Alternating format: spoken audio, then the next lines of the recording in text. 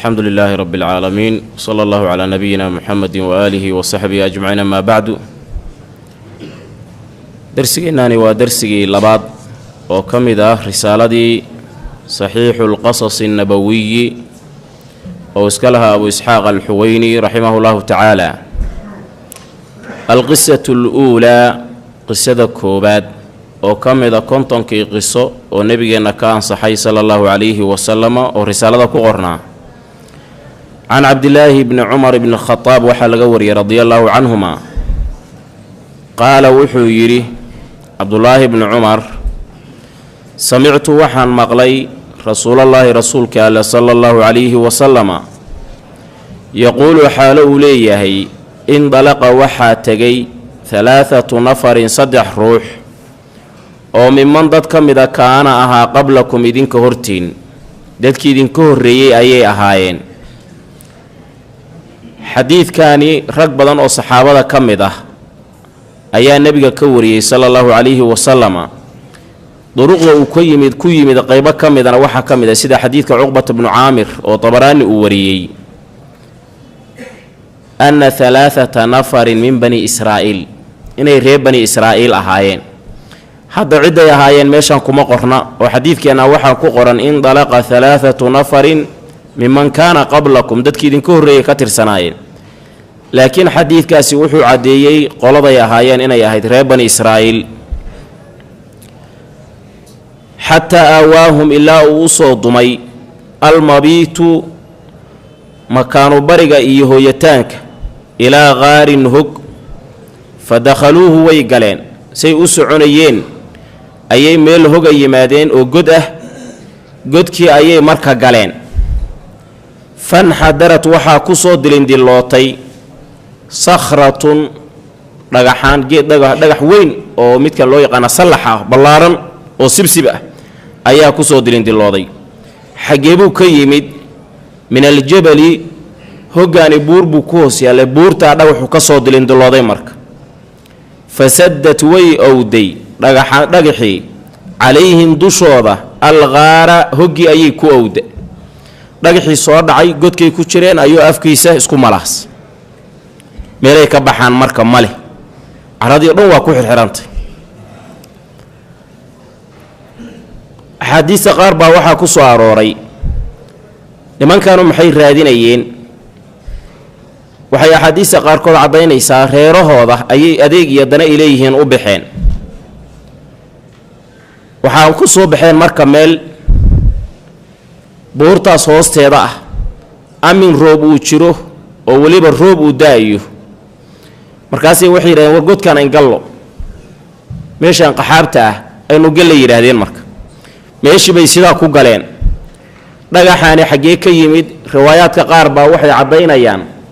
ilaahay cabsidiisa dhagax la soo dhacay inuu ahaa qur-aanka ilaahay wuxuu ku sheegay wa inna minhaa waxaa dhagaxaanta ka mid a qayb ilaahay khashyadiisa iyo cabsidiisa la soo daata dhagax marka cabsi ilaahay buurta uga soo dilindilooday iyo nimankaanoo meesha xoogaa yidhi war caawa barya ayaa kulmay godkii ay seexdeen buu marka afka ka awda godkii marka waa awdan yahay faqaaluu waxay yidhaahdeen innahu amar yashaaniye laa yunjiikum idin badbaadin maayo min haadihi tan asakhrati ee dhagaxda ah ilaa an tadcuu inaad baridaan maahane allaaha alle bisaalixi acmaalikum acmaashiina teeda wanaagsan acmaashii wanaagsanayd oo aad ilaahay ugu dhowaan jirteen inaad ilaahay ugu tawasushaan oo alla ku baridaan maahane dhagaxaan si kale idinkama foqayo si kale idinkama wareegayo waxa ugu horreeyo ay milicsadeen ilaahay subxaanahu wa tacaala aan barina wey waxay rabaan ilaahay inay ku baryaanna waa wixii wanaagsanaa oo taacaad iyo acmaal wanaagsanaadoo ay sameeyeen sidaasay marka yidhaahdeen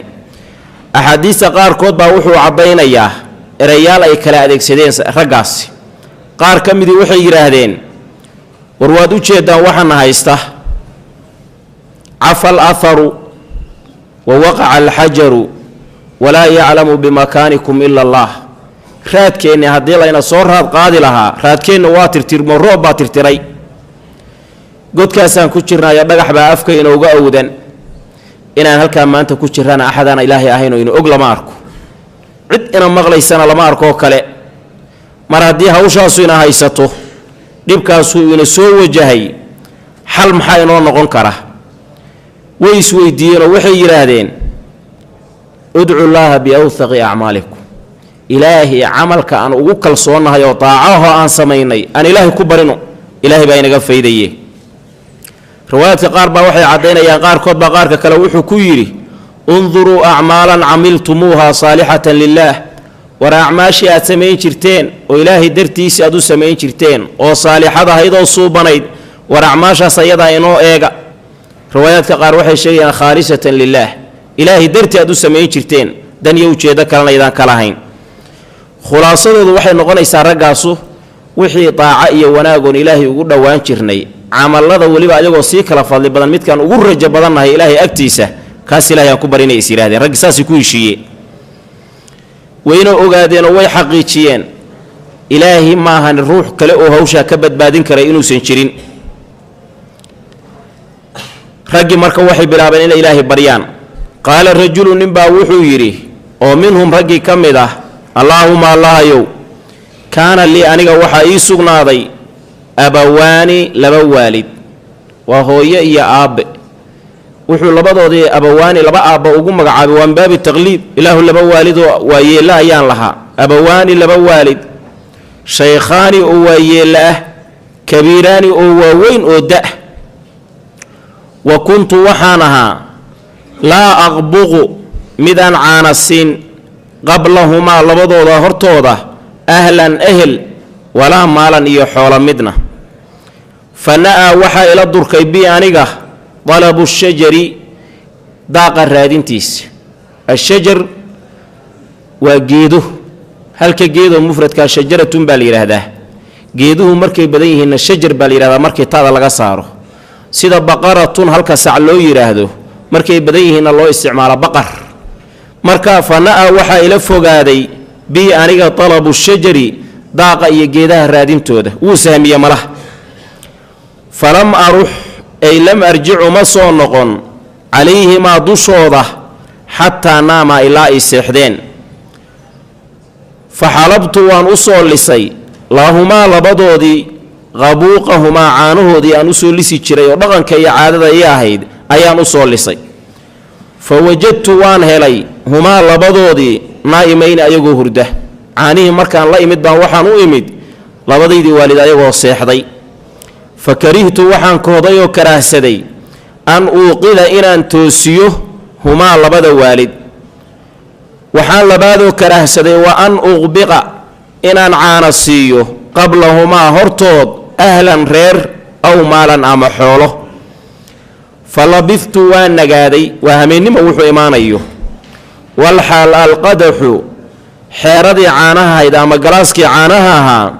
calaa yadaya labadayda gacmood uu ku dul sugan yahay antadiru aan sugahayo istayqaadahumaa labadooda soo toositaankooda ilaa ay ka soo toosaan xataa baraqa ilaa uu ka dilaacay alfajru waagi ilaa waagu ka baryaan meeshii taagnaabi ma fadhiyo kursina uma yaallo cid kalena ma adeegsanayo weelku wuxuu ku hayaa labada gacmood waana taagan yahay wuxuu intaa ka xishoonayaa inuu yidhahdo aabba tos caneh waa kuu keenay hooyo fadhiga ka kac eray labadoodu ay karahsadaan waa laba waayeeloo waxaa laga yaabaa hadday hadda seexdeen oo la soo toosiya habeenbarkii inay hurdaduba usoo noqon weydo baarinimo markii heerkaasu ka gaara muxuu samaynayaa inuu caanaha iskala taagan yahay keliya waalidkiisna u hurdaan hawshu hadday ahaan lahayd waa ronaan lahayd wasabiyatu ilmihii yaryaraa oo aan dhalay yatadaaqawna waxay qaylinayaan cinda qadamaya labadayda gamadood agtooda ciyaalkii yaryaraayoo uu dhalay iyo ubadkiisii ayaa kaa qaylinaya oo waxay leeyihiin aabbow caana nasiih aabbow caana nasiih caano maqanna mahana waa u jeedaan shaygan caanaha meesha lagu hayo aabbow caana nasiih ilmahaga maa wax siisid maxaad ugu diiday antadiru waxaan sugayaa istayqaadahumaa waa noqday wasabiyatu yatadaaqawna cinda qadamaya fastayqadaa way soo baraarugeen fa sharibaa way cabbeen labadii dhashay qabuuqahumaa caanahoodii allaahumma allahayow in kuntu haddaan ahay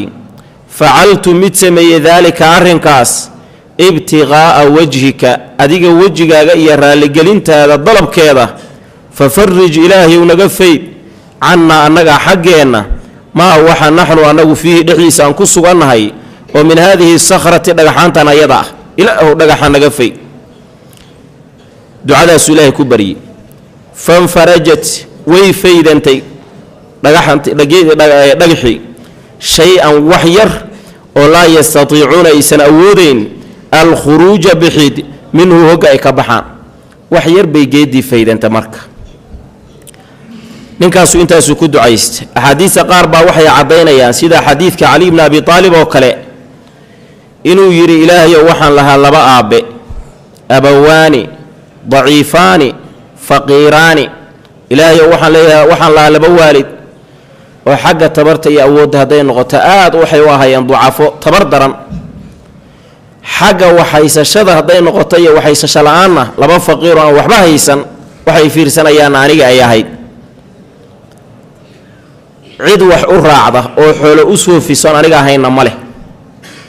cid hawshooda maamusho oo iga dambaysana ma leh waa un keligay xoolo ma leh awood ma leh waxa weeyaan cid hawshooda xoolaha u raacda ma leh madidin iyo xeelayaqaato ma leh keligay baa ilaahay lagu arkay labadaa waalid wuxuu rabaa wuxuu ilaahay ku baryo ilaahayna ugu dhowaada subxaanahu wa tacaala ilaahayo waxaan ahaa maalinkii mid xoolaha u raaca hameenkiina waan u soo dheelmi jiray sidaasuu ilaahay ku baryey ilaahay oo dhibkaana igu dhacay xoolihii buu foofiyey meel fiican buu rabaa xoolaha inuu soo daajiyo hadda xoolihii nacfi baa laga rabaa iyo in laga helo hilib iyo caano xoolihii baa marka la fogaaday soo rogitaankii uu soo rogayo xoolihii soo celiyeyna way sugi waayeen labadii waalido waa ka seexdeen qof hurdaysan hadda kugu simi maayo odhan waa iska seexdeen sidaasaa ku dhacday marka su-aasha isweydiinta mudan baa waxay tahay ninkaanu maxaasid bah hadday waalidiintii iskaba seexdeenba soo tooskooda muu sugo oo ilmahan yaryarka ahoo qaylinahayo oo soo jeedo aabbu macaanowda ku haya ilmahan muu sida u dhaamo su-aashaas culimmadu hadda ka hor bay isweydiiyeen intaan arkayna xaafid ibnu xajar iyo alimaamu nawowi calayhima raxmatullaahi waxay ku ishkaal bixiyeen waxaa suurtowda ayaga shareecadoodii maadaamay reer bani israa'iil ahaayeen inay dhaqankeedu ahayd taqdiimu lasli cala alfarci asalka aad ka soo jeedidoo aabbahaaga iyo hooyadaada ah iyo farca adiga kaa beermayoo ilmahaagii ah xagga biilka iyo masaariifta iyo waxsiinta inay diintooda ku bannaanayd asalkii in la hormariyo aabbihii hooyadii ahayd diintoodu marka sidaa hadday qabtay ilmo ooyay u joojin maayo maadaama asalkii uu baahan yahay wejkaasi waa suurtagal waxaa labaadoo suurtowda ilmo iska ooyayo caanahaas iyo aabbahooda hadda yimid isaga ooyaya inay ahaayeene aysan gaajo la ooyeyn warkaa dambo inaysan gaajo la ooyeynin ma sugna oo sax ma ah axaadiis baa ku soo aroortay inay gaajo la ooyayeen waxaa saddexaad oo culimmadu kaga jawaabeen waxaa laga yaabaa inay gaajaysnaayeen laakiin gaajadoodu aysan gaarsiisnayn heer odaygu ugu danqado odayga iyo mamadii ka hormariyo xoogaa caloosha waxbaa ugu jiray caanana waa u muuqdeen wax u gaajaana waa dareeman oo aan badnayn wajkaa saddexaad buuna xaafid ibnu xajar doortay calayhi raxmatullaahi ninkaasi marka sidaasuu ilaahay ku barye nin waalidkiis baari u ah oo ducaysan oo barakaysan ayuu ahaa walidaalika baa nabigeenna sala allahu calayhi wasalam xadiidka caaisha oo saciid ibnu mansuur uu wariyey baa wuxuu yidhi habeen baan waxaan galay jannada markaan jannadii galaan waxaan maqlay buu jannada dhexdeeda qiraa'o ka dhex yeerayso wax la akhrinayo qur-aan markaasaan waxaan weydiiyoon idhi yaa jannada ilaahay qur-aanka ka dhex akhrinaya markaasaa nebiga loogu jawaabay sala allahu calayhi wasalama xaarithatu bnu nucmaan nin la yidhaahda xaarithatu bnu nucmaan weeyaan ninkaasu muxuu ahaa hooyadiisbu wuxuu ahaa baarinimadii uu waalidkiisa baari u ahbaa waxay gaarsiisay inuu nebiyullaahi moxamed sala allahu calayhi wasalam jannada dhexdeeda ka maqlo asagoo qur-aan ka akhrinaya oo nebigu yidhahdo waa kuma oo reer jannad ay u sheegaan oo yidhaahdaan ninkaasu waa xaarithatu bnu nucmaan markaasaa nebigu wuxuu sheegay sala allahu calayhi wasalam kadalikum lbiru baarinimada waalidka loo baari noqdaa waa sidaas ogaada waxay qofka ku samaysaa wanaag meel fiican bay geysaa jannada ayay gelisaa marka waalidka waa in baari loo noqdo loo dabacsanaado nimankan saddexdaa waxaan sheegnay reer bani israa'iil inay ahaayeen علماء وحي لبعض وقار كمدوا الشيء حديثنا قاربه وكسر ورسيد حديث كبزار ووريو كريته من حديث النعمان بن بشير أصحاب الرقيم كإله القرآن ككل شيء إن أيجيهين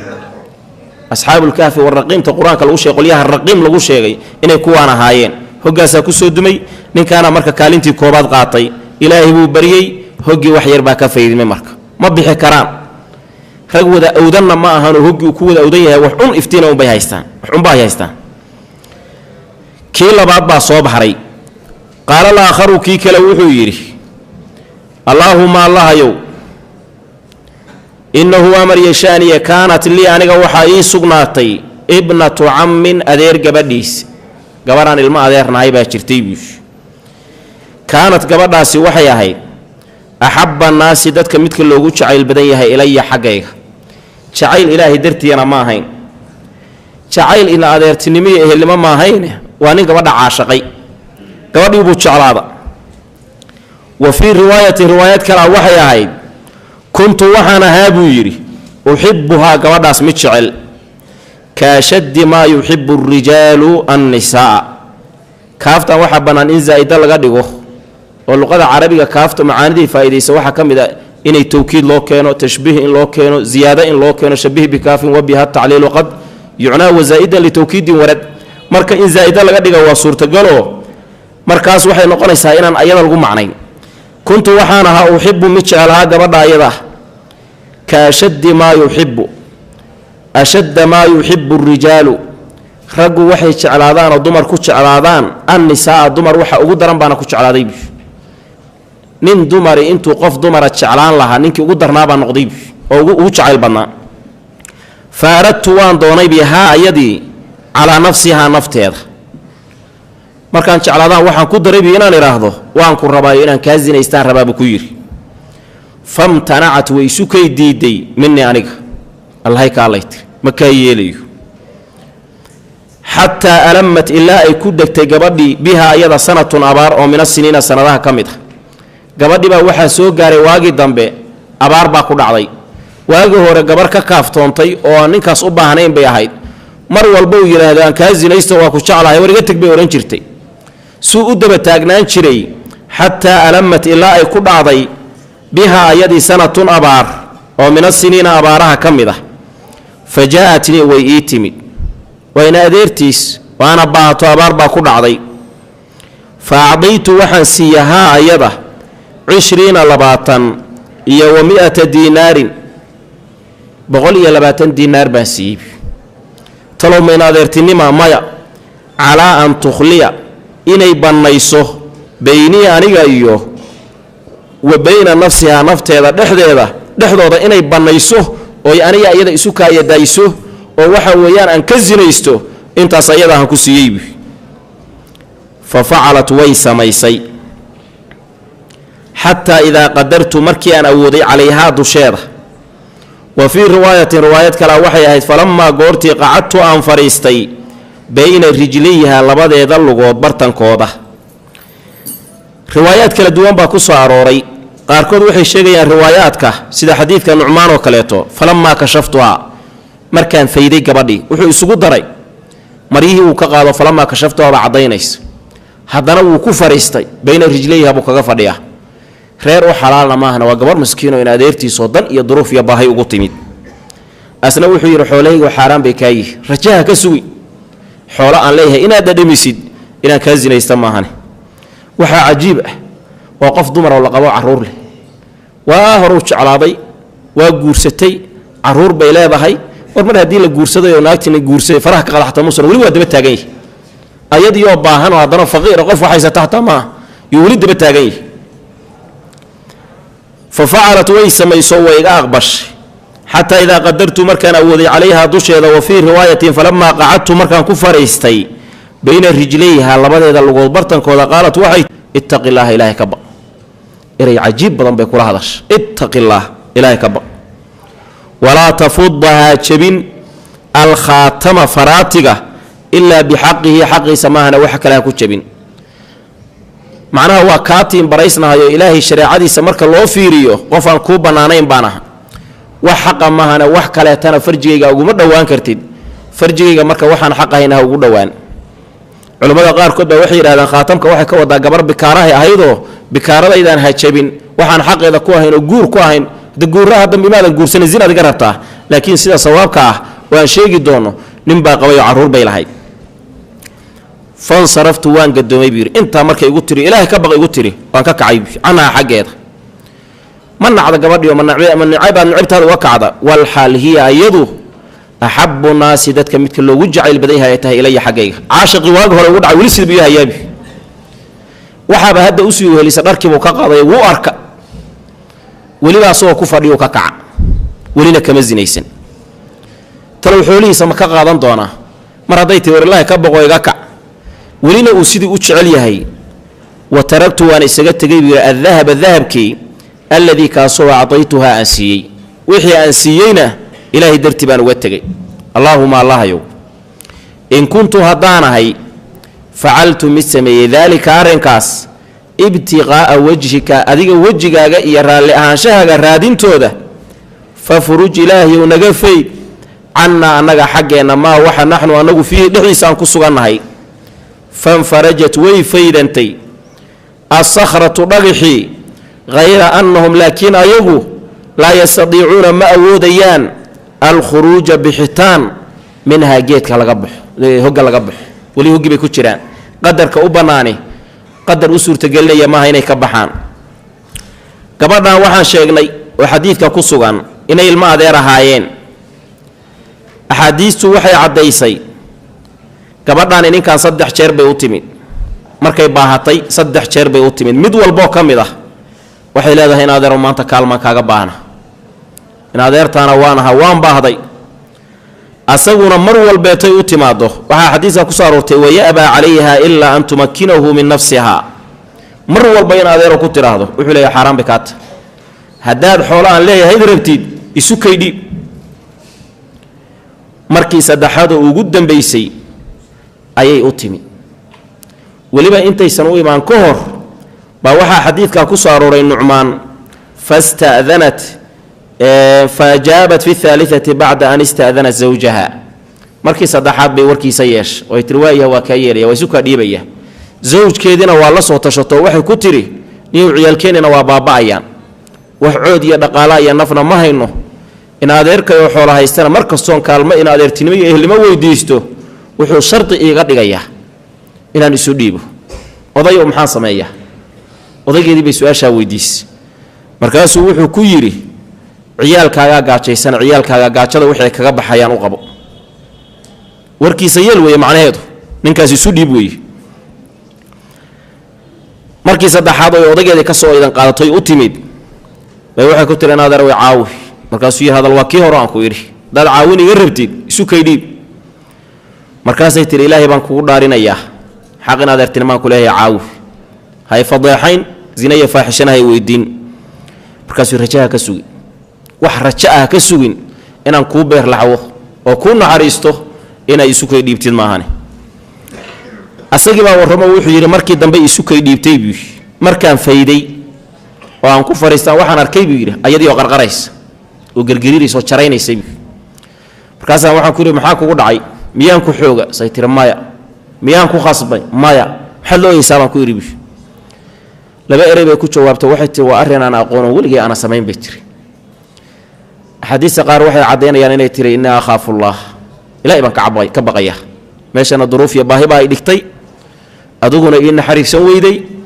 إلهي خالقها كعب سنة يا بيتر مركا عبسي إلهي بن لقريدا يا يلا شرينا يا مركز قلبي سهل الكاسو قلا إريقاسا إلهي بن كبقية باقبسي قلبي سامي مركاسو أصي إسلام الله وحو يري خفتيه في الشدة ولم أخفه في الرخاء adoo dhibaatadaas ku haysataad ilaahay ka baqaysaa anoo barwaaqaysan oo ilaahay lacag siiyana ilaahay waa ka baqi waayay aleelahay inaysan munaasab ahayn arrinkan markaasaan ka kacay xoolihina waa u daayay sidaas marka gabadhii kaga tagay waxaa soo aroortay qisatan la mid ah bayhaqi baa wariyay xadiidka cabdiraxmaan abi cabdiraxmaan as-sulami umar ibn khattab baa waxaa loo keenay qof dumar ah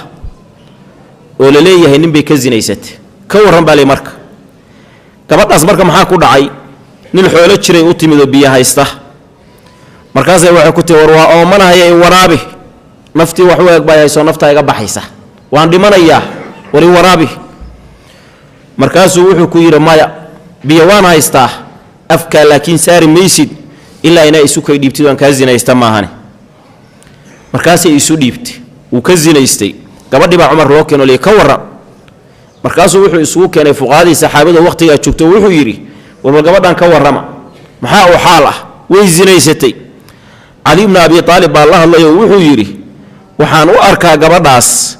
inay tahay gabarh mukraha oo la khasbay qof khasban bay la mid tahay wejka iga aadanna waxa weeye araa an tukhalliya sabiilaha fasaxo gabadha faraha ka qaad waa la khasbay markaasaa cumarna sidii sameeyey waa iska sii daayay marka rag badan oo ilaahay wax siiyey baa laga yaabaa fuqarada inay faqrigooda kaga faa'iidaystaan iyo baahidaas haysa ninkii labaadna sidaas wax ku gabagabeeyayoo gabadhii jeclayd buu sidaa kaga tegey gabadhii uu jeclaa ayuu sidaa kaga dhaqaajiyey wa qaala aaliu kii saddexaad wuxuu yidhi allaahuma allahayow istaajartu waxaan soo kiraystay ujuraa'a rag shaqaalaha soo kiraystay way ii shaqeeyeenoo wa acdaytuhum waxaan siiyey ajrahum mushqaayadoodii iyo jornaatodoodii waan siiye hayra rajulin nin waxaan ka ahayn waaxidin keliya hal nin baana siin oo raggii ii shaqaynaya ka mid ah maxaad u siin laadaha ninkaas maadaamuu kuu shaqeeyo dhididkiisi aad cuntay taraka wuu isaga tegay ninkaasu alladii xaqii lahu asaga u sugnaado wadahaba wuu tegey waa dhaqaajiyey ninkaas asaga xoolihiisa ka tegey axaadiis kala caddaysay sababku uga tegey xadiidka nucmaan ibnu bashiir ayaa wuxuu caddeeyey ninkaani inuu yidhi markuu ilaahay baryayey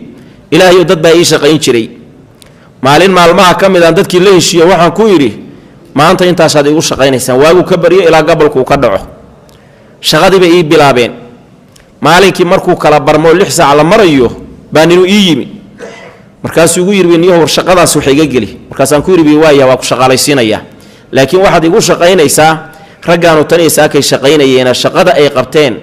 wixii aan ka siin lahaa haafkeed baan adigana ku siinaya oo maalan 10 kun oo kale hadday ahayd raggaa wixii lagula heshiiyey adiga 5 baan ku siinaya maadaamadan gelinkii hore shaqayn waa diyaar buu ninkii wuxuu noqday nin xoog badan oo shaqagal ah oo gelinkii dambe uu shaqaynayuuba wuxuu qabtayba wixii tan iyo saaka kuwii soo shaqaynayay ay qabanayeen wax la midaba nin marka shaqagal uu noqdo raggiiba ka shaqabatayba markaasaa waxaan arkayba ninka sidaa u shaqeeyey oo raggii tan iyo saaka shaqaynaya asagu ay isku shaqo noqdeen inay habboon tahay xoolahaygan ilaahay uu siiyey markaan kuwaas mushqaayadooda siinaya asagana inaan ula simo go-aankaasaan qaatay galabkii markii nin walbeeta uu yidhi waxayga isii baa ninkan tegi doona oo xanaaqi doona wuxuu arkay ninkii galabtay galinkii dambe maantay ta shaqada bilaabay iyo raggii saakay ta shaqada bilaabay isku waxaanoo siinaya markaasuu ila hadlo wuxuu igu yidhi buu yidhi atuuti haada midla maa actaytanii walam yacmal ilaa nisfa nahaarin ma ninkaanaad waxaad siinaysaa waxaad aniga isiin lahayd oo kale asagoon gelinkii dambe ma ahane gelinka horeba maanta aan shaqaynayn markaasaan waxaan ku yidhi yaa cabdallaah ilaahay addoonkiisiiyow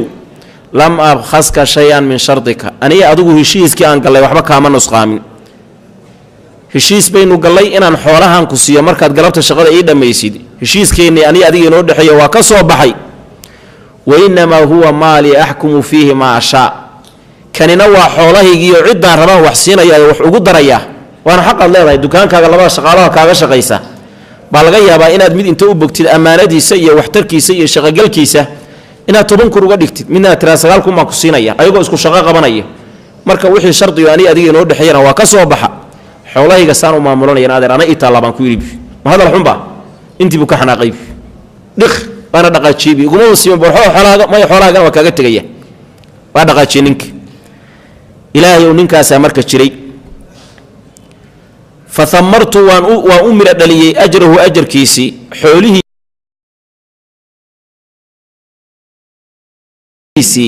ayaan u rogrogay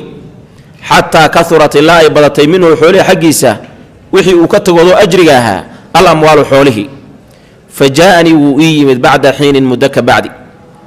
faqaala wuxuu igu yidhi yaa cabdallaahi ilaahay addoonkiisiiyow addi ii gud ilaya aniga xaggayga ajri mushqaayadayda maalinkii aan ka xanaaqo xogaaga yarkaha waa u baahanaayay si wuxuu marka asagu sugayaa wixii maalinkii uu ku shaqeeyey oo gelinka labada gelinba uu ku shaqaynayay oo ka xanaaqay intii in la siiyo faqultu waxaan idhi kullu maa shay dhammaantii ترى أدركت الله لو حنتيو هريرة كم مغضة من أجرك ومشقايا هذه مالك أتكحن أغضي ومحيا حولها هريرة كم مغضة من الإبل جيل والبقر لأ والغنم أريئة والرقيق الضم حقاق يركب سوق رقيي ووجو بعشرة وجو سميني ومربى وحوسه قديي بو أري يجيل يلا يوحوين الضم بكسو إيبي وحلا على واحد أركيس مرك على إسكاله فقال وحير يا عبد الله لا يدون كيسيو لا تستهزئ هيقول تشيس بيانك شلي بعد حوله هيجوا وحويان حق ضرر وحكوح وحيسه ما أنت تشيس هيقول ضري فقلت وحان ربي لا أستهزئك وجو ما يبيك هذيك فأخذ وقاته حوله كله دمانتي كل دبض كمرة حوغا حتى وقمتكين ورواد في عنتها يا أيام بعد حوله يرك ركتي وناك بعد يقر شيء حتى أرجع الله رموس أورن الضوامد الله رموس أورن وح الله لو وحي ماشي داقة يحولها يوحيس كذا شيء كل وضع كحيست فاستاقه ووك حيستي فلم يترك متجن منه حولي حق ولا حالك هذا الشيء أن وحبا اللهم الله يو إن كنت هدانا هي فعلت مسمي ذلك أرنكاس ابتغاء وجهك جرادينتيس فافرج إلهي ونغفيد عنا حقنا ما وحى نحن أنه فيه دحديس عنكو صغنا هي حديثك علي باوحوا يا طبراني أوريي إلهي وسيداس وحان أسمي مما خافتك وابتغاء مرضاتك عبسي أنا ديك كابغيو بان حوليس إسقى إلالي رالي أهان شاهق الرادين أن رادين أيو بان حوليس أوغو كبعيو أوغو إلالي أوغو شقيني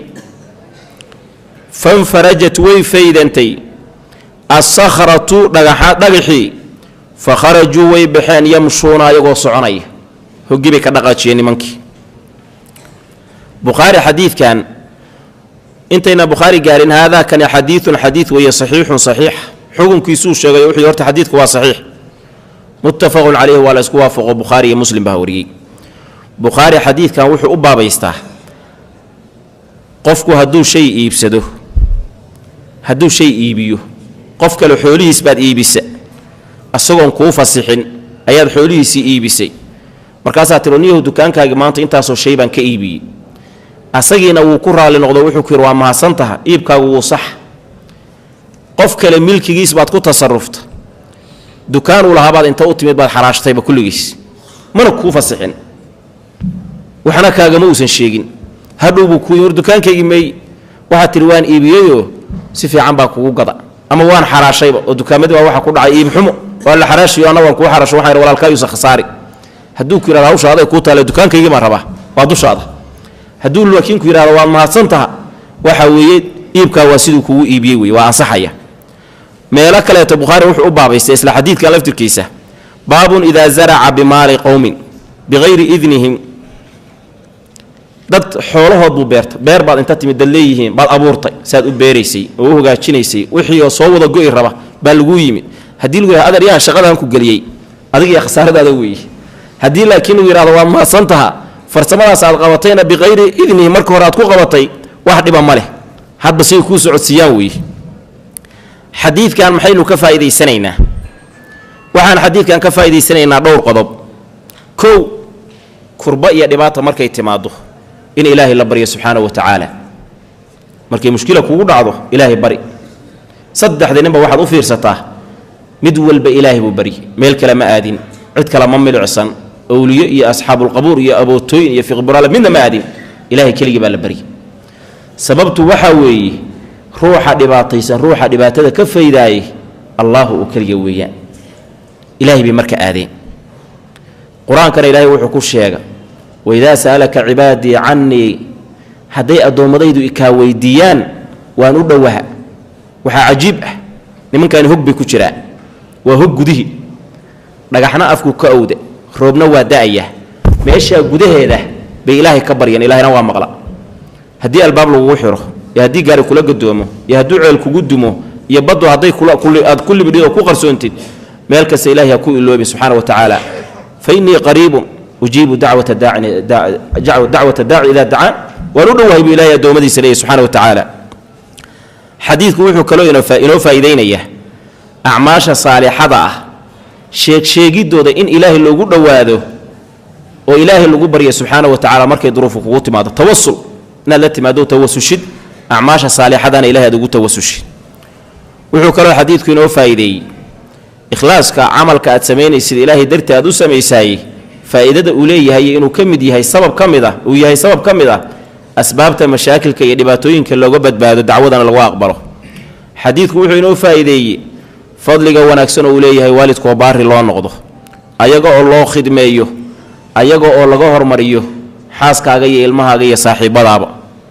wuxuu xadiidku inoo faa'iideeyey fadliga ay leedahay dhowrsoonida laga dhowrsada xaaraanta ka gaabsashada laga gaabsada xaaraanta iyo zinada iyo waxyaalaha la midka ah adoo weliba awoodeeda leh haddaad hadda tidhahda zinadii waa iska daayo ma zinaysta anugu laakiin caniin baa tahayba aadan raganimaba lahayn adeer mabaliid maxaa zinaysataa ama iska daysaa waxba ma haysidi laakiin qof shahwadii iyo dareenkii leh oo haddana maxaarimtii hortiisa taa loo awooda ilaahay dartiina isaga ilaalinaya hawshaasi wax weyn weeyaan walidaalika nabigeenu sheegay sala allahu calayhi wasalam toddobada carshiga ilaahay harsan doonta maalinka qiyaamo dadku ay qaaqaawan yihiin oo buuriyo qabka yihiin waxaa ka mid ah ruux intay qof dumar oo qurux loo xoolale ay u yeerato tir warkaar iga zinayso yiri innii akhaafullaah ilaahay baan ka baqayaa anugu quruxdaadanu berriya ma anfacayso dhaldhalaalkaagu ima anfacaayo reerkaad ka dhalatay royal familygaagu anfici maayo innii akhaafullaah marka waa fadiilo iyo wanaag wuxuu kaloo xadiidku inoo faa'iideeyey karaamaatul awliyaa wax jira inay yihiin lama inkiri karo in si khaldan loo adeegsata unbaa la diidan yahaye awliyada ilaahay karaamooyin way leeyihiin bal mararka qaarkood waxaa dhici karta ilaahu karaamadayda dilaaci intay yidhahdaan wax u eg ilahay inuu ka aqbalo oo bannaanka la soo dhigo marka karaamaatul awliyaa way jiraan dadka awliyadaana tilmaamay leeyihiin tilmaamahoodana ilahay baa qur-aanka ku sheegay taasi waa qodob wuxuu kaloo xadiidku inoo faa'iideeyey ummadihii hore qisooyinkoodii in laga warramo si qofka qisadaa dhagaysanaya qisadu qiso wanaagsan hadday tahay uga faa'iidaysto maalan maanta waxaad soo ogaatay zinadoo laga dhowrsado fadliga ay leedahay ammaanada oo lagu dadaalo fadliga ay leedahay birul waalideynkaoo lagu dadaalo fadliga ay leedahay waana ummado inaga horreeyey oo reer bani israa'iil qisooyinkoodii ah waxaad ka dheeftay marka maantayto saddexdeennaba shareecadu way ammaantay inaad saddexdaba ka faa'iidaysatay marka qisooyinka marka laga sheekeeyo dee wixii xumaana waad ka fogaan wixii wanaagsanaana waad la imaanaysaa marka ayaga wixii wanaagsanaana waad la imaan xumaatadana waad ka fogaanaysaa culimmadu waxay isweydiiyaan saddexdaa nin oo ilaahay bariday baryadoodu ma kala fiicnayd oo ma kala qiimo badnayd mise waa isku wada mid oo waa rag isu dheelitirma waxay culimmadu leeyihiin intaan arkay ninka ugu fiicnaa waa ninkii gabadha in adeertiisa caashaqay oo haddana iska daayey oo seebuu ugu fiicnaa ninkaas asagaaba gabarh islaama qaawiyey oo dharka ka tiray oo ku dul fariistay oo ixsaan u diiday markii horeeto rafaadiyey oo waxa weeyaan ayadoo reer loo carruurteedii ay baahan tahay oo ninkeedu u baahan yahay waxaad ogay sameeyee see la odhan karaa ninkaas ragga ugu fiicnaa culimmadu waxay leeyihiin kan birul waalideynka sameeyey dee labadiisa waalid keliya inuu u fiicnaa unbaa meesha kaca kan kaleetoo ragga uun kiraystayna nin aamin ah oo ammaanada ku fiicnaa inuu ahaabaa meesha ka muuqata laakiin ninkan gabadha ku fariistay waxaa ka cad xadiidka qalbigiisa cabsi ilaahay inay ku jirtay laba meeloodba waa ku caddahay ittaqi llaaha ilaahay ka baq bay ku tiri wuu u hoggaansamay wuu ka baqa ilaahay qalbigiisa marka inay cabsi ilaahay ku jirtay baa meesha ka muuqata waxaan labaada soo marray inuu yidhi gabadhaani waa iyadoo baahan bay ilaahay ka baqda annaanoo dharagsan baan ilaahay ka baqi waaye wixiina faruhu kaga qaaday waa midda saddexaade intaa waxa uu heliyey qaraabo xiriiris buu sameeyeyoo 120 diinaar buu gabadhii siiyey soo saas maahay 120 diinaar waa uga tegey silatu raximka marka waa nin nafcigiisu meel mutacadib ka noqday ummadii kale u gaaray qaraabo xiriirin iyo xoolo bixin meel qalbigiisa ilaahay cabsidiisa lagu sheega labada dhan marka laga fiiriyo culimadu waxay leeyihiin asaga ugu fadli badnaa xadiidku wuxuu ina tusinayaa waan ka faa'iideysanaynaa faqriga waxa loo yaqaan iyo baahida iyo gaajada inay yihiin waxyaalaha ka qayb qaata inay faaxishadu faafto xumaatada oo laga yaabo gabdho badan oo cafiifaada oo dhowrsoon oo aan waxba zina weligood samaynin markay maanta magaalada Nairobi yimaadaan nolosha iska adag tahay duruuftii adag tahay meelay seexatay aysan heli karin nolol aysan heli karin ehel iyo qaraabo kuway soo bidana laga yaabo in la gacan bidixo leerna baxna dhaaf maxaa u soo tahriibtay inay markaa door bido wariyaad la saaxiibtaa waxaa laga yaabaa magaalada ka jira la ii sheega xataa dumar gabdhaha iyo ragga waxa weeyaan dalaaliin u kala ah way ka shaqeynayaan guryaha la degan yahay baararka iyo kilaabyada lagu tuntaa la geynahayaa markaasaa leeyahay gabdha yaryar baan ku haynaya kaalaya ninkii maanta marka gabdhaha masaakiinta ah iyo kuwa garoobada ah waxba haysan iyo kuwa agoonta wata iyo caruurta baahan inta gacanta ku dhigo iskuulka ka bixiya noloshooda kafaala qaado ilaahay u waxsiiyey ama ragga sidoo kale ayagu waxba haysan ka warqabaay waxaad ogaataa inaad wax badan gacanta ku hayso dadka diintooda badbaadada aad ka qayb qaadanayso ninkaas uu xili kara ilmaadeeradiisii gabdhihii qaraabadiisa ay wada baahan magaalada ay joogaano wax badan baa ku dhaafay oo khayr ugu marka waa in la xiriiriya dadkaas oo laga warqabo nimankaani saddexdaahi ma muslimiin bay ahaayeen mise ma ahayn sida xadiiska ka muuqata waa inay niman muslimiin ahaayeen magaal baaro laha ilaahu dartaaba waxaa u sameeyey waxaas ma yidhaahdeen marka waa niman muslimiin ah meeshu xaggee bay ahayd ee waxaan ku sameeyeen ilaahay baa yaqaano ma naqaan zamankee bay ahayd reer bani israa'iil wakhtigoodii taasna waa mid qodobka ugu dambeeyo xadiidka ku gabagabaynayna waxaa weeye reer bani israa'iil buu xadiidkanu ka sheekaynayaaye reer bani israa'iil in laga sheekeeyo maxaa faa'iidaha ku jirta shalay baan wax ka baraarujinnay jaabir ibni cabdillaahi baa wuxuu yidhi nabiga alla waxaa ka maqla sala allahu calayhi wasalam asagoo leh taxadatuu can bani israa'iila reer bani israa'iil ka sheekeeyey qisooyinkoodii fa innahu kaanat fiihim alacaajib waxyaalo dhacdooyin ah oo la yaab badan baa nimankaa ku dhex sugnayde ka sheekeeya nimankaas markuu intaa nebigu yidhi buu asagu nebigu wuxuu bilaaba inuu ka sheekeeyo markaasuu wuxuu yidhi koox reer bani israa'iil ah ayaa soo baxday waxay yimaadeen xabaalo iyo qabriyaal qabuurihii reer bani israa'iil qayb ka mid ay ku xabaalnaayeen ka mid ah markaasay waxay yidhaahdeen haddaan meeshaan ayadan 2 ragcadood ku tukanno oo aan ilaahay barino oo ilaahay inoo soo saaro dadka qubuurtan ku jira qaybo ka mid ah markaas ha inooga warrameen dadka qubuuraha ku jira iyo axwaashooda soo sidaasi ma fiicnaateen sidii bay isku afgarteen oo way sameeyeen ayagoo meeshii tukanayo ilaahay baryahaya baa waxaa soo baxay nin wuxuu ka soo baxay qabrigii ninkii qabrigii markuu ka soo baxay waa nin ay ka muuqataa aahaarta iyo saamaynta waxa weeyaan ay ku yeelatay cibaadada iyo sujuudda uu soo sujuudi jiray waaga hore ilaahay u soo sujuudi jiray ayagiibuu la hadlo wuxuu yidhi yaa haulaa kuwaanow buu ku yidhi wuu la hadlay markaas ma ii jeedaan buu yidhi ma i aragtaan soo ima jeedaan wuxuu yidhi ilaahay baan ku dhaartaye waxaan mootanahayo qabrigaan aan ku jiraa waqti laga joogo 100 sano 100 sanaan qabriga aan maanta ka soo baxay ku jiraa famaa sakanat cannii xaraaratu lmowti xataa kaana alaan saacaddaa galabtii waad ii timaadeen ilaa 100 sano oo aan qabrigaa ku jiray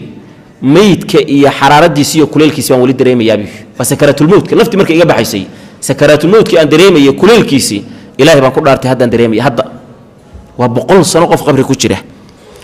ee waxaad samaysaan ilaahay barya subxaanahu wa tacaala inuu idin badbaadiyo ilaahay barya xadiidkaas axmed baa wariyey fii musnadihi qariibulxadiid xadiidka waxyaalaha qariibka ah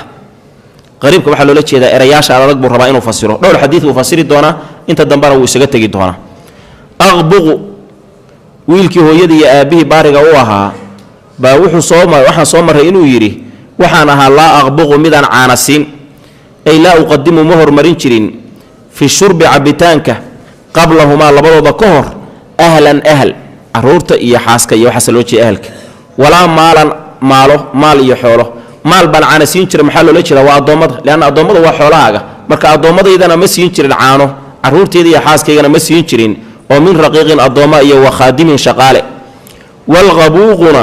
shurbulcashiyi galikan dambe waxa la cabaa waxaa loo yaqaanaa qabuuq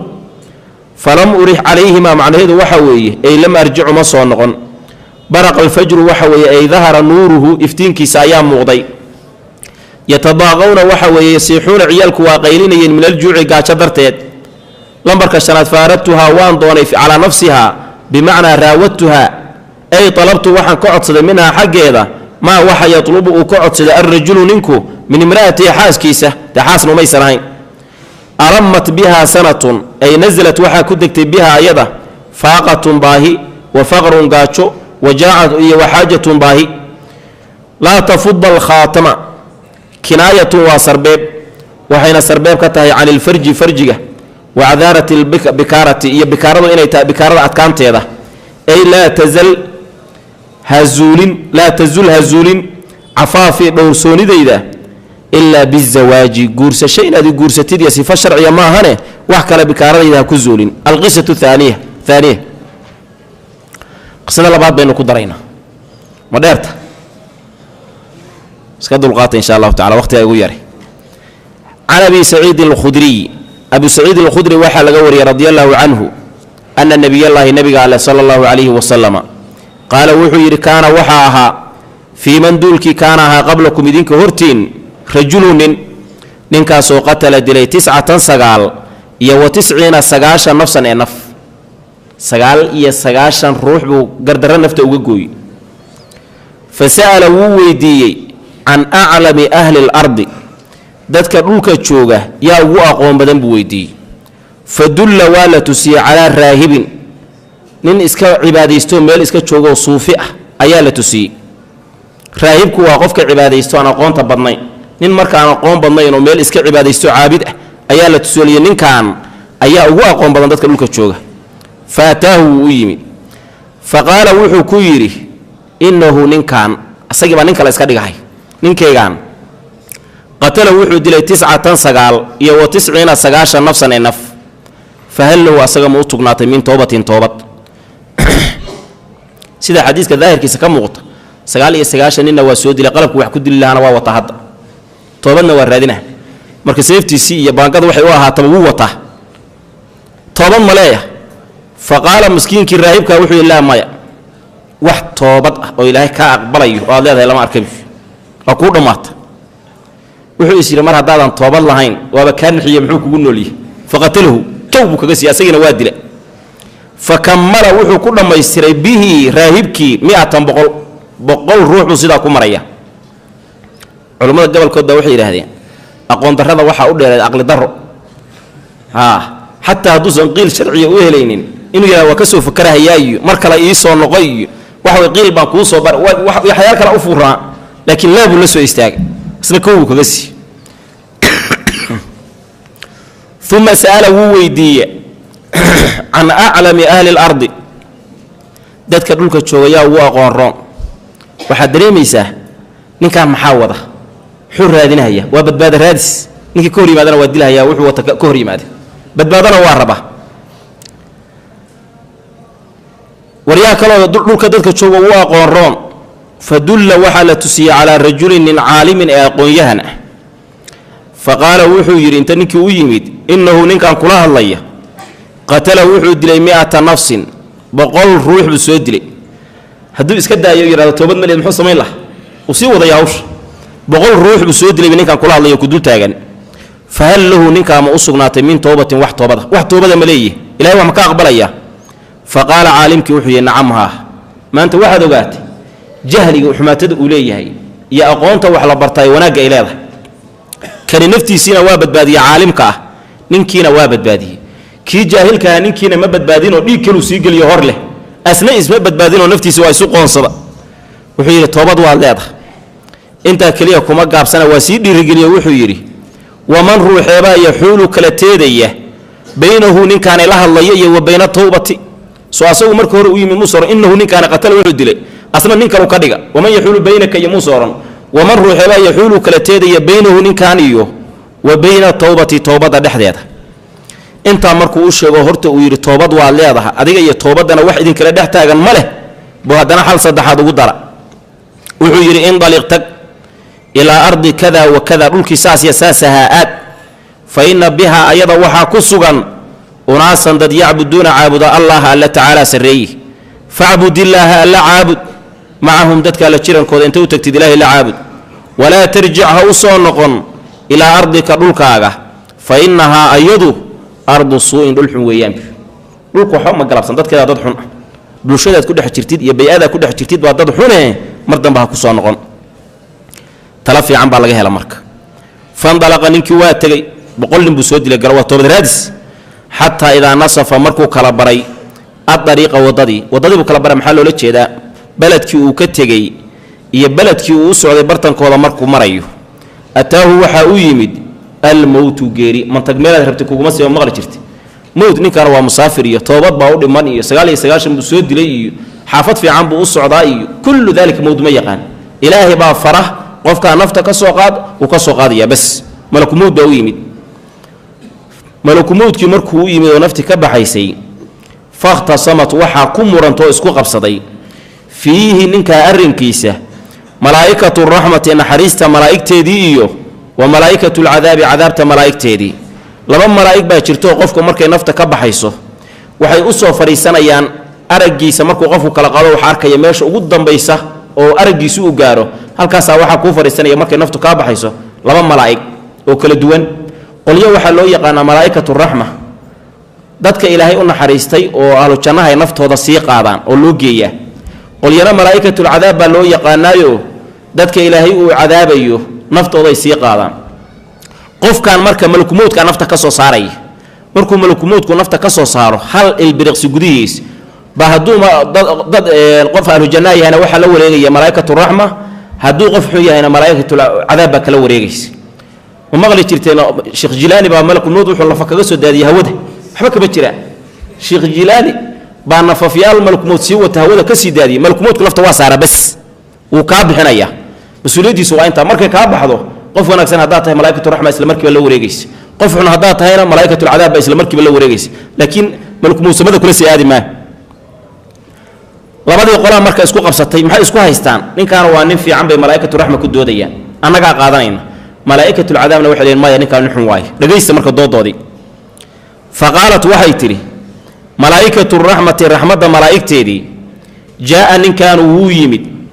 تائبا حالو يهمت توبت كينيه مقبلا حالو يهمت وقابلية بقلبه قلب جيسة إلى الله يالله حقيسة تعالى سريه جانب كاسا يكفر ينوى توبت كين مسافة دير بصوق لي مددن بودن كيسة وريغا يوريا رلقا واقوان بدن وراديني مركا ونفسيها نكان وقالت وحي تري ملائكة العذاب عذاب كملائكتي سي إنه نكان لم يعمل مسامين خيرا وناج قط ولجيس بخير مسامين عمرجيس بدد بليني صلى الله عليه وسلم حديث كان مشيجين لكن روايات كيس مركلة جمعية شيطان لم يشاس جوب شوك بواسناها دود دي سؤال نريتم حويري فقال إبليس أنا أولى به نكان أنا مناسبة أنا انقاط ملائكة الرحمة حاجة مربي عد إيجام مناسب سنين كان ساك أنا تنك أريد ولا ما أركو وإبليس محاد عي إنه لم يعصني ساعة قط نلوشي ساعة كم ذولي ما عاصم بفيني كان إلى مالك وقنقاري إلى يومنا هذا ولي وحن إلى السماء وقعسيني كما رجب سوق ترى رحمتي جنو لا أدم بمرك أدو سوق نلوش أنا كوجود دين ماي نفط مرك كعب حيسنا دلو بسوسوري أنا يا مرك صدق لا قول مرك ماشى يسوي مادين أتاهم فأتاهم لمنك ملائكة وحا ويمد ملك في سورة آدمين روح آدم أبدانتيس يموغال كيسبون ويمد ملك قاسا مركا كلا حكومي دونا فجعلوه وحييلين بينهم دحلو ضلبادي كوحودو يسيستو ملائكتها ننكي بي وحي كدكتين أي حكما نكلا سار بينا هو يسيسناي فقال وحو يري قيسوا قياسا ما بين الأرضين لبدا دول انت ودحيسا دولكو كيميد يا دولكي وناغسنايا وسعودي انت ودحيسا اي قياس بي فإلى أيتهما لبدا دولتودي كان هذا أدنى مد دوان شبدا فهو أصغ له دولك أي أصغناد معناها دولكو كيميد هدو دوادا marka la qiyaas labadii dhul waa nin xun malaa'ikatu al'adaab ha qaato dulkii wanaagsanaayo dadka saalixiinta ay joogan haduu u dhawaadana hada waa nin wanaagsan فقاسوا ويقياسين لبدي دول فوجدوه وحي هلين أدنى إنو يهمد دوان شبدا إلى الأرض دولكي التي تسو أراد ودون إنو آدم مركو رؤوسي سعودي يوقر لمرك ملائكة الرحمة فقبضته وحا نفتي سيقالتي ملائكة الرحمة إن حريصة ملائكتي دي هذا كان حديث صحيح وحديث صحيحة متفق عليه حديث كان وحي نوفا إيدينيا وحيالها كقادنين كمده كو مشروعية التوبة من جميع الذنوب ذنوبتي أتقشي كل جيد إن أتكتوبت كينتي إن مشروعتها بل واجب ولو ذنوبتها سوهبة قارسي سناتو إن أديك إسلام دادي سي وضد حق درك زود الشيء taasi waa qodob allah subxaanahu wa tacaala laakiin waxaa isweydiin mudan ilaahay haddaad u toobad keentay toobadda wuu ka aqbalaya laakiin maskiinkii aad dulmiga ku dishay maxaa u xal ah culimmadu waxay leeyihiin ilaahay baa wuxuu kafaalo qaadayaa mar hadduu adiga toobaddaadii aqbalay qofkii khasmigaaga ahayo wax kuu haystay oo wax kugu lahaa inuu raalligeliyo wax uu ku qanciyo oo addoonkaasi uu ku iloobo dulmigiiya dhibkaad u geysatay baana ilaahay siinaya subxaana wa tacaala xadiidkaani wuxuu kaloo inuu baraarujinayaa aqoon darrada ninkan inay u wehelisay caqli darro waa soo baraarujinay wuxuu la saddexaad oo xadiidkaanu ina barayaa ilaahay malaa'igta muwakaliinta oo bani aadamka uu u tala saartay inay dhici karta mararka qaarkood ijtihaadkooda iyo dadaalkoodu intuu iskhilaafo inay mararka qaarkood isku khilaafaan qofkan ma waxaan u qorinaa qof xun inuu yahay mise qof wanaagsan inuu yahay waa noole waa malaa'ig way iskhilaafi karaan sidaa awgeed bay qolyihii malaa'ikatulcadaabna waxay leeyihin waa nin xunoo cadaabkaa loo qaadaya qolyihii malaa'ikaturaxmana waxay leeyihiin jannadaan u qaadaynaayo waa wanaagsan yahay jaa taa'iban muqbilan ila allah marka malaa'igtii laguu tala saartay laftirkeedii baa dhici karta inay isku kaa khilaafaan adiga ma nin wanaagsan baan kuu qorraa mise nin xun taasi marka xadiidku wuu inoo faa'iideynaya waxaa kaloo xadiidku ina barayaa mar hadday malaa'igtu iskhilaafeen yaa kala xukumaya allah kala xukumaya malaa'ig kale u soo diray hadda malaggiina wuxuu ku keenay suuro aadami buu ilaahay ku keenay subxaanahu wa tacaala ilaahay baa marka kala saaray taana xadiidku wuu inoo faa'iideynaya xadiidku wuxuu ina barayaa dhulkii macaasida iyo dunuubta aad ku samaysay oo aad wax ku qarribi jirtay haddaad rabtid inaad toobad keentid isaga fogow ka carar sababtu waxa weeyaan meeshaad macaasida ku samaysay markaad sii joogtid laba waxyaaloodba waa ku haystaan waa marka koobaade markaad ayaan joogto orhoonaatidba wixii baad soo xasuusanaysaa leanna meeshii baad joogtaa waa midda saddexaada dadkii shalay macaasidan iyo xumaatadan garabka kugu ahna waa kula joogaan badbaadadaadu waxay ku jirtaa marka meeshaa ka fogow ka dhexbax meel ka wanaagsan oo dad ilaah yaqaana ay joogaano waxa weeyaan kaalmo fiican aad ka helaysid meeshaasaad aadaysaa uga wareeg walidaaliku wuxuu ku yidhi dhulkan mar dambe ha isugu soo noqon dib dambe ha ugu soo noqon xadiidku wuxuu inoo faa'iideeyey ninka caalimka ah oo aqoon-yahanka oo ilaahay diintiisa yaqaana fadliga uu leeyahay oo dadkan waxba aqoon uu dheer yahay wuxuu xadiidku inoo faa'iideeyey toobaddaad ilaahay u toobad keentay way anfacaysaa way ku anfacaysaa ficilkii dilka ahaaba way ka anfacaysaa siday dunuubta kaleba kaaga anfacdo been baa sheegtay waad ka toobad keentay way ku anfacday qofkaad dishayna toobadiisu way ku anfacaysaa haddaad ilahay uga toobad keentay ilaahayna qur-aanka wuxuu ku sheegay ina allaha laa yakfiru an yushraka bihi wayakfiru maa duuna dalika liman yashaa qofka dilay maa duuna daliku soo gelaya mar haddaadan mushrig ahayn ee towxiid qabri aad la gashay heer kastoo dembigaagu gaarsiisan yahay caymaad leedahay waxaa kaloo u daliila xadiidkii cubaadat bnu saamit oo bukhaari iyo khayrbay wariyeen oo nebigu dadkii uu beecada la geliyay uu ku yidhi naftaha dilinina iyo waxyaala la midkaa intuu u sheegay markii dambe uu ku yidhi faman asaaba min dalika shay-an fa amruhu ila allah qofkii qof dila ama soo sinaysta ama wax soo xada dad noocaasuu nebigu ka hadlayay qofkii waxaa wax ka mida ku dhaca arrinkiisu ilaahay buu u yaallaa in shaaa cafaa canhu wa in shaa cadabahu hadduu ilaahay rabo wuu iska cafin hadduu rabana ilahay wuu cadaabayaa subxaanah mashii'ada ilahay baad hoosta lay haquusan marka si kastuu dembigaagu u weynaado qul yaa cibaadiya aladiina asrafuu laa taqnatuu min raxmat illaah ilahay naxariistiisa marka marraha ka quusan waxaa intaa weheliya ummadda nebiyullaahi moxamed ilaahay qur-aankiisa wuxuu ku sheegay culaysyo badan oo ummadihii hore saarnaan jiray inuu ummadda nebi moxamed ilaahay ka fudaydiyey calayhi salaatu wasalaam ummadihii hore waxaa laga yaabaa ninku markuu toobad keenayo toobadkeenkiisu inay noqoto oo la yidhaha adigu isdil fatuubuu ilaa baari'ikum faqtuluu anfusakum ilahay u toobadkeena see u toobadkeena isdila idinku culays bay ahayd adiga laakiin ilaahay baad u toobadkeenaysaa adoon isdilin marka la fiiriyo in allaha laa yakfiru an yushraka ilaahay ma dhaafa shirkiga laakiin wixii intaa ka sokeeya hadduu rabo wuu dhaafaa marka la fiiriyo haddana la fiiriya xadiidkii cubaadata ibnu saamid oo nebigu uu yidhi ilaahay mashiicadiisuu qofkii qof dilay hoos yaalla hadduu rabana wuu u cadaabin hadduu rabana wuu u cafin haddana la fiiriyo ummadda nebi moxamed ilaahay culaysyo badan oo ummadihii hore haystay inuu ka fudaydiyey boqolkii dilayba hadduu ilaahay toobadda ka aqbalo ummadihii hore ahaa